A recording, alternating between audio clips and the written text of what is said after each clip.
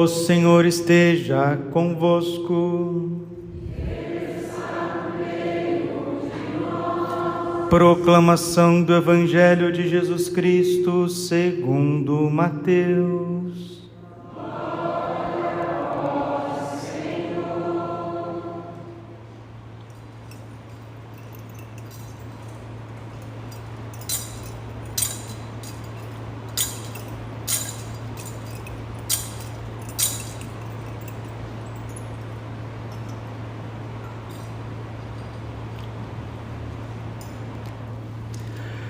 Naquele tempo, disse Jesus aos seus discípulos esta parábola: um homem ia viajar para o estrangeiro, chamou seus empregados e lhes entregou seus bens. A um deu 5 talentos, a outro deu 2 e ao terceiro 1. A cada qual deu de acordo com a sua capacidade. Em seguida viajou. O empregado que havia recebido 5 talentos saiu logo, trabalhou com eles e lucrou outros 5. Do mesmo modo, o que havia recebido 2, lucrou outros 2. Mas aquele que havia recebido 1 só saiu, cavou um buraco na terra e escondeu o dinheiro do seu patrão. Depois de muito tempo, o patrão voltou e foi acertar contas com estes empregados. O empregado que havia recebido 5 talentos entregou-lhe mais 5, dizendo: Senhor, tu me entregaste 5 talentos, aqui estão mais 5 que lucrei. O patrão lhe disse: muito bem, servo bom e fiel. Como foste fiel na administração de tão pouco, eu te confiarei muito mais.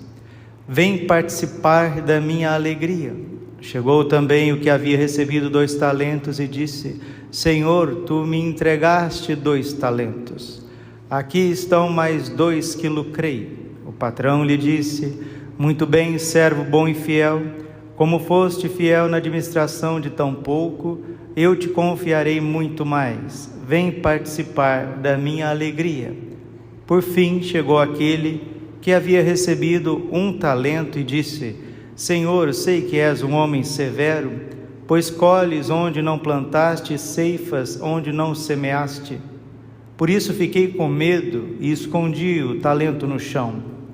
Aqui tens o que te pertence. O patrão lhe respondeu: servo mau e preguiçoso, tu sabias que eu colho onde não plantei e que ceifo onde não semeei. Então não devias ter depositado meu dinheiro no banco, para que ao voltar eu recebesse com juros o que me pertence? Em seguida o patrão ordenou: tirai dele o talento e dai-o àquele que tem 10. Porque a todo aquele que tem será dado mais e terá em abundância, mas aquele que não tem, até o que tem lhe será tirado. Quanto a este servo inútil, jogai-o lá fora na escuridão, ali haverá choro e ranger de dentes. Palavra da salvação. Ave Maria, cheia de graça, o Senhor é convosco. Bendita sois vós entre as mulheres, bendito é o fruto do vosso ventre, Jesus. Santa Maria, Mãe de Deus, rogai por nós, pecadores, agora e na hora de nossa morte. Amém.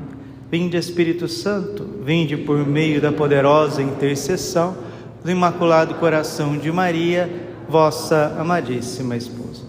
Podemos sentar e cantando o refrão do Salmo de novo, né?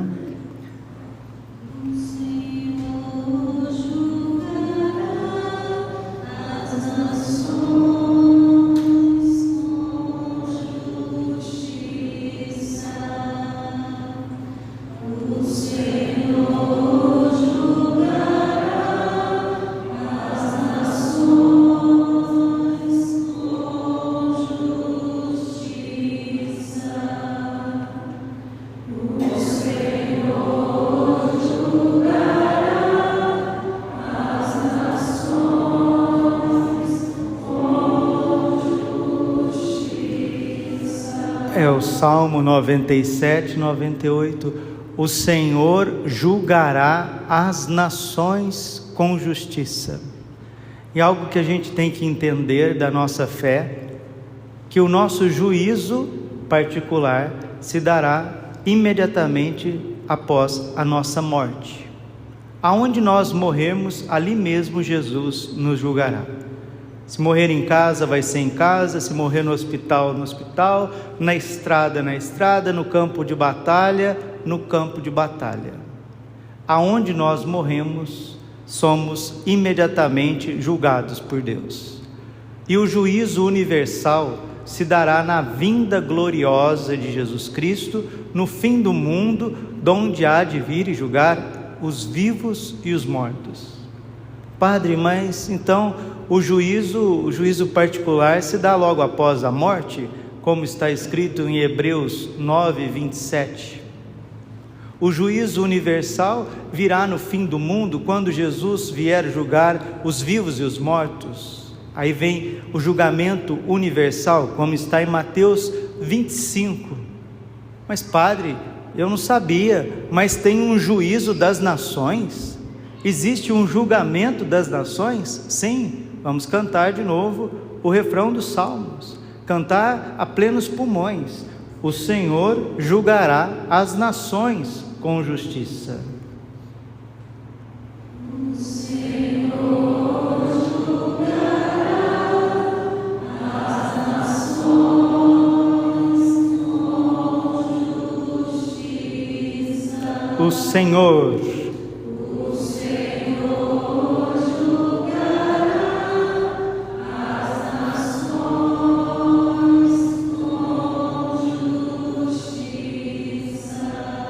É isso que 90% das pessoas que estudam as Sagradas Escrituras, a teologia e a escatologia não compreendem. Mas Santo Agostinho compreende, e com ele os doutores da Igreja. Porque as nações, o Brasil, a Argentina, a Rússia, a Ucrânia, a Inglaterra, a França, os Estados Unidos, a China, as nações, a Índia, o Irã, não podem ser julgadas na eternidade. O juízo universal não é para julgar as nações, as leis das nações, as decisões das nações, aquilo que as nações promovem de bom ou de mal para os seus concidadãos. As nações só podem ser julgadas na história, no tempo. E antes de Deus, nosso Senhor, julgar as nações, Ele enviará um grande dom, um grande refrigério, uma grande misericórdia às nações, que é o aviso e o milagre.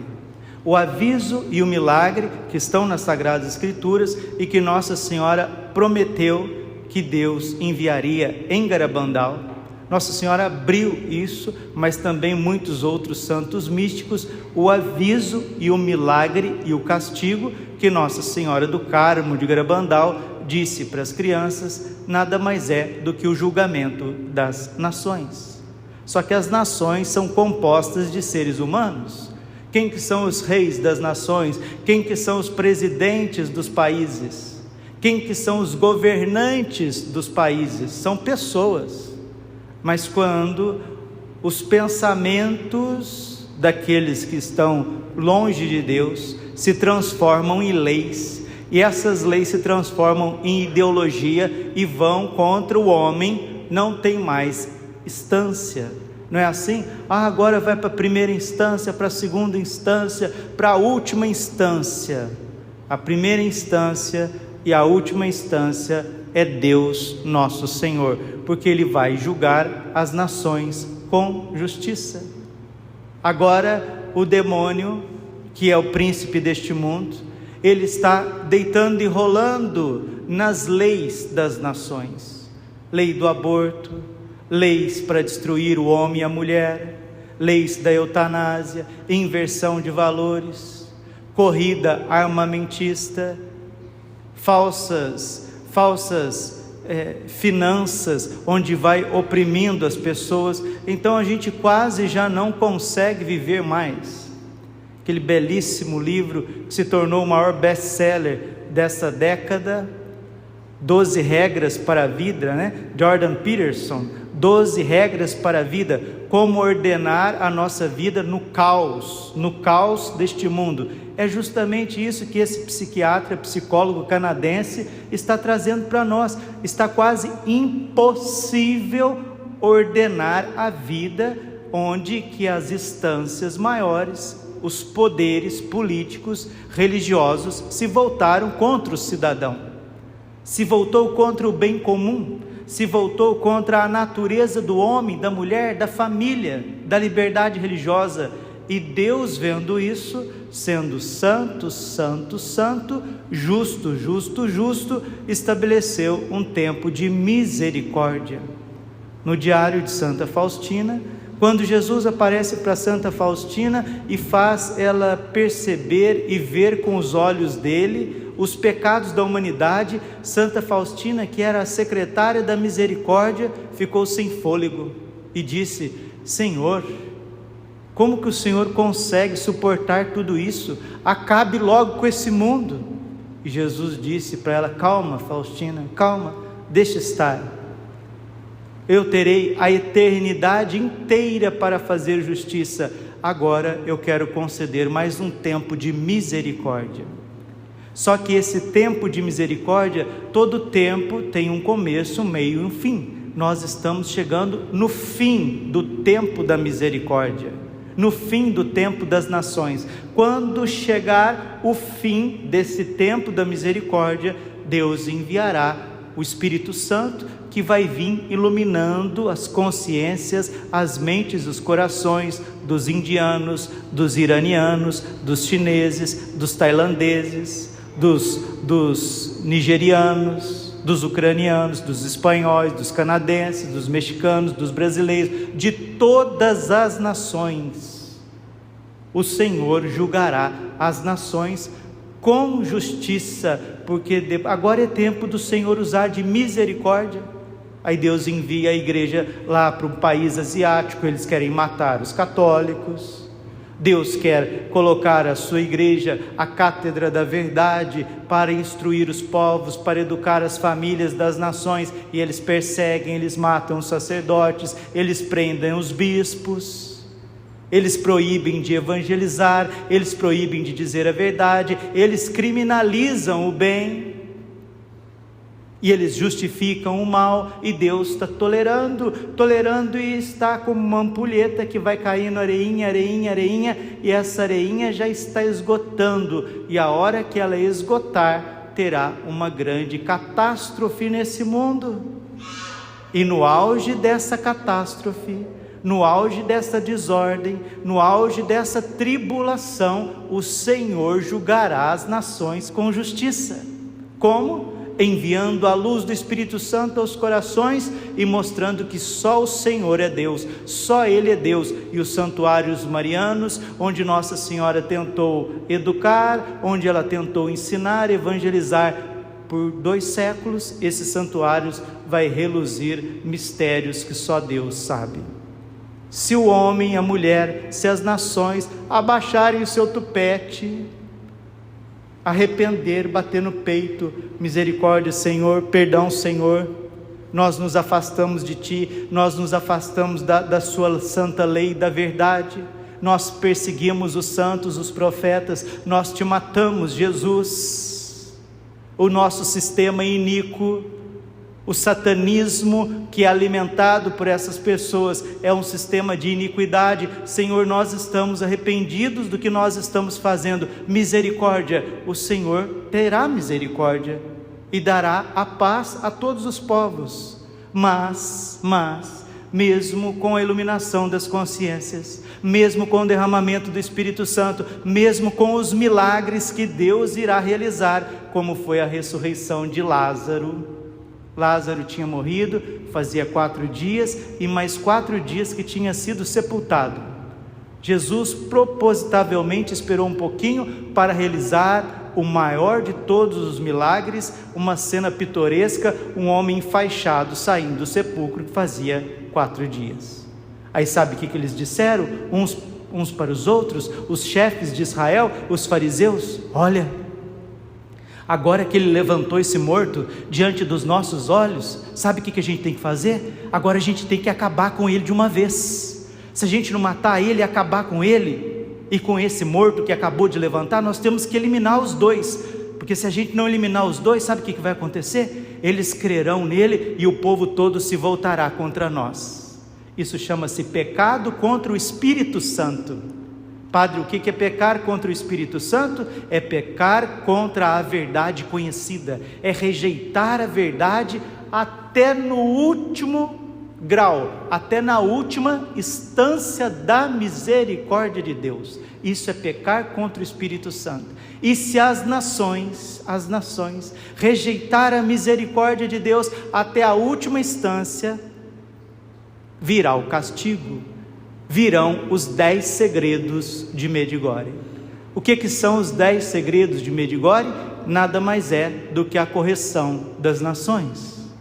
O que é o castigo que as meninas viram em Medjugorje?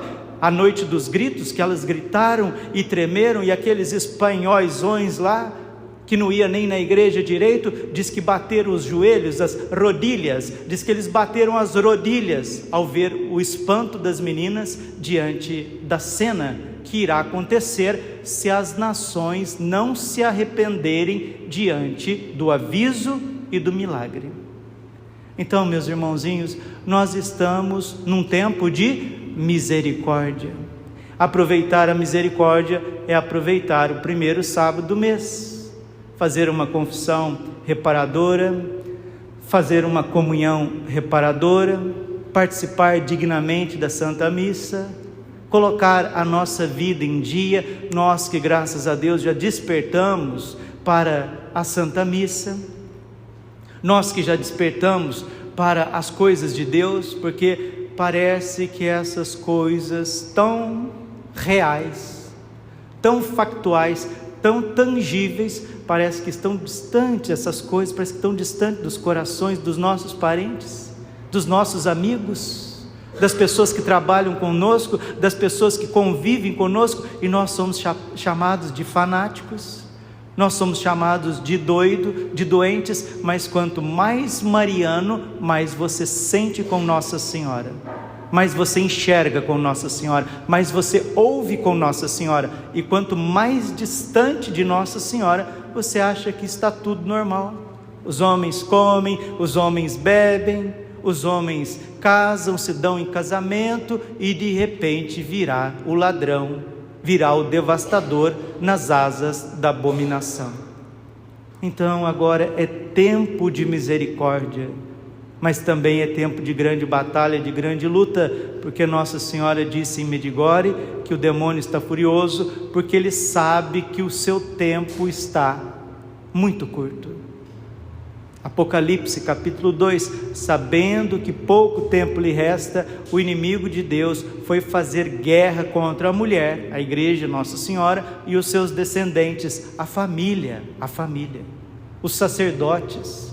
A irmã Lúcia, em entrevista ao padre Agostinho Fuentes, ela disse isso: caro padre, creia-me, caro padre, a batalha é decisiva entre a Santíssima Virgem e Satanás. Ou somos de Deus, ou somos de Satanás. Não tem meio termo. Creia, caro padre, creia-me, caro padre. A Santíssima Virgem me disse que a batalha de Satanás nesses tempos será contra os consagrados, contra os sacerdotes, contra a família, e vai ser tremendo, meus irmãos, já está sendo e será tremendo, mas Nossa Senhora está protegendo os seus fiéis consagrados, aqueles que se consagraram a Nossa Senhora e renovam a sua consagração mediante o rosário, mediante o Santo Terço, mediante o cenáculo. O que é o cenáculo, padre? O cenáculo é um terço rezado dessa forma: em nome do Pai, do Filho e do Espírito Santo, amém. Vinde, Espírito Santo, vinde por meio da poderosa intercessão do Imaculado Coração de Maria, vossa amadíssima esposa. Vinde, Espírito Santo, vinde por meio da poderosa intercessão do Imaculado Coração de Maria, vossa amadíssima esposa. Vinde, Espírito Santo, vinde por meio da poderosa intercessão do Imaculado Coração de Maria, vossa amadíssima esposa.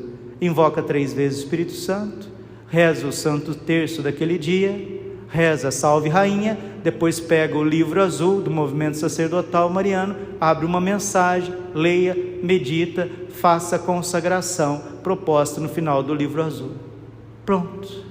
Depois você reza a oração reparatória, que o anjo de Portugal ensinou. Meu Deus, eu creio, adoro, espero e amo-vos, peço-vos perdão para aqueles que não creem, não adoram, não esperam, não vos amam. Reza um Pai Nosso, uma Ave Maria, um Glória, pelo Santo Padre, o Papa, pelos nossos bispos, nossos sacerdotes, e você ganha indulgência plenária rezando o cenáculo na tua casa. Se você participar da missa aquele dia e comungar, você ganha indulgência plenária rezando o cenáculo em casa, rezando o Santo Terço em casa, em família. Mas para que haja cenáculo, tem que ter 2 ou 3, porque onde tem 2 ou 3, aí está o Espírito, aí está Jesus, aí está Nossa Senhora. Padre, mas e a oração individual, ela não tem força? Tem muita força. A oração individual, a oração mental, a meditação da palavra, porque é através da oração que nós vamos ter força para amar e trabalhar. Quem reza bem vai conseguir amar e trabalhar. Quem não reza, não ama e não trabalha. O seu trabalho será uma fuga, o seu trabalho será um estresse absoluto, e a pessoa vai voltar para casa pior do que chegou, porque não tem vida de oração. E aí a preguiça espiritual é assídia, assídia leva à vaidade, leva à gula, leva à sensualidade, à cobiça, à pornografia, a todas as sem-vergonhices e vagabundagens somadas. E aí a gente tem a nossa alma, que vale mais do que o universo, e a nossa alma está como um pasto que não tem cultivo, cheio de abrolhos, de espinhos, de carrapichos, porque você não tem tempo para cuidar de você. Jesus não pediu para a gente cruzar os mares, Jesus não pediu para a gente construir igrejas, Jesus não pediu para a gente ficar milionário, Jesus pediu para a gente vigiar, orar. Nossa Senhora pede o terço, ela não pede para você ir lá no Japão, ela não pede para você ir lá na África, ela pede para você rezar o terço em família, todos os dias, para ter a paz. Porque antes do fim do mundo, antes de Jesus vir nas nuvens do céu para ressuscitar os ressuscitar os mortos e transformar os vivos, porque a transformação dos vivos se dará na ocasião da volta de Jesus. Primeira carta aos Coríntios, capítulo 15, versículos 51, 52 e 53. Aqueles que tiverem vivos por ocasião da vinda do Senhor, nem precisarão morrer, mas serão transformados como num abrir e fechar de olhos, como num fechar e abrir de olhos. Nossa Senhora foi transformada num abrir e fechar de olhos. Nossa Senhora fechou os olhos, a hora que ela abriu, ela já estava glorificada de corpo e de alma.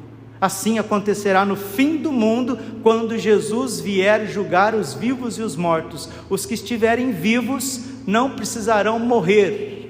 Nossa, que isso, padre? O que é esse ensinamento? Primeira carta aos Coríntios, capítulo 15, versículo 53. Abra a Bíblia. Entenda o mistério do reino de Deus. Então agora o que compete para nós, meus irmãos, é viver debaixo desse tempo de misericórdia, porque Nossa Senhora ensinou em Medjugorje que quando os segredos se realizarem, os 10 segredos se realizarem, Satanás perderá o seu poder e será concedido ao mundo um tempo de paz. Mas Nossa Senhora disse em Fátima que nações inteiras serão aniquiladas. Quais serão as nações que serão aniquiladas? Aquelas que não acolherem a misericórdia, porque antes de Deus vir com a sua justiça, Ele vem com a sua misericórdia, vem com o Espírito Santo, vem com milagres tremendos. Mas os judeus, vendo os milagres de Jesus, vendo a misericórdia de Jesus, vendo o poder de Jesus, quanto mais Jesus amava, quanto mais Jesus ensinava, quanto mais Jesus tinha misericórdia e fazia milagres, tanto mais eles tinham ódio do Senhor. Isso chama-se pecado contra o Espírito Santo, e muitas nações não quererão se converter, pecarão contra o Espírito Santo e serão aniquiladas, reduzidas a nada, assim como a religião judaica não quis acolher o Senhor, tramou contra o Senhor, vendeu o Senhor, traiu o Senhor, pregou o Senhor Jesus, o autor da vida, numa cruz. Jesus morreu, ressuscitou o terceiro dia, subiu aos céus. 30 anos depois, o imperador romano Tito marchou contra Jerusalém, destruindo todas as casas, destruindo o templo, pondo fogo nas nascentes, nas fontes, queimando o solo. E Flávio Josefo, aquele mesmo historiador das histórias das guerras judaicas, ele disse que Jerusalém tinha sangue até nas canelas. E Jesus chorou diante de Jerusalém, porque quantas vezes quis recolher-vos como a galinha recolhe os pintinhos debaixo das asas, mas vocês não me aceitaram, vocês não me acolheram. Assim Deus quer fazer com todas as nações, cuidar das nações, amar as nações, transformar os seus governantes, mas cada dia mais ódio, cada dia mais bombas nucleares, mísseis balísticos intercontinentais. Eu não tenho tempo e termino. Esses dias alguém estava me explicando que um astrofísico, um astrônomo, uma pessoa especialista em estudar satélites, planetas, etc., disse que todo o nosso mundo hoje é governado por GPS. E se der pane num GPS principal, sabe o que acontece? As aeronaves perdem o seu rumo, os navios perdem o seu rumo, o sistema bancário perde o seu rumo, a internet, o sistema eletromagnético eletrônico perde o seu rumo, dá um reset global, um apagão total. Por isso que você tem que estar no coração imaculado de Maria, por isso que você tem que estar no Sagrado Coração de Jesus. Só que eles acham que a gente é louco, que a gente é demente, que a gente fica pondo pânico nos outros na internet. Então tá bom, vamos supor que eu e mais 100 que faz isso, vamos supor que a gente morre, daqui uns dias morre, ninguém vai falar mais desse assunto. Não, meus irmãos, se a gente ficar calado, se a gente não falar, se a gente morrer por morte natural, se a gente desaparecer, os fatos gritarão aos vossos olhos e aos vossos ouvidos. Vamos acolher a misericórdia. Deus não brinca. Nossa Senhora já apareceu inúmeras vezes e continua aparecendo, dizendo que ela vem do céu à terra, não por brincadeira, mas para nos ensinar coisas sérias.